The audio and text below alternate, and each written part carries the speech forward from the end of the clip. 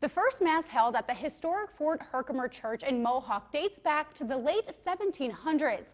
Each year, they hold a traditional Thanksgiving Mass inside the church. The church normally welcomes over 200 people. But this year, as News Channel 2's Brent Carney shows us, the coronavirus pandemic set a different tone.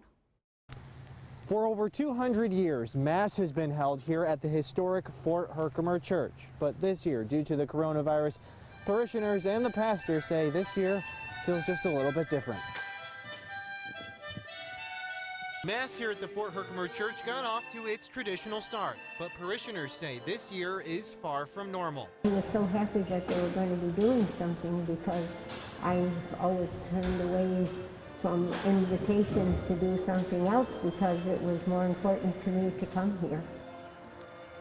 Judy Stone has been taking her daughter here for Thanksgiving Mass since she was a teenager.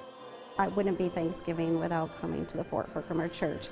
And when I heard that they were going to have this service, I had first heard it was not going to go on, and I heard they were going to have it today in some form. I was so excited. I called my mom and I said, we have to try to be here. The Mass was broadcasted live over YouTube and Facebook. 80 people watching distantly from their home. The lucky dozen that were there in person had to be socially distanced and wear masks when standing. Because of the COVID restrictions, the clergy and the choir could not attend. And we miss all the people that bring smiles to our faces every year when we see them come through that door.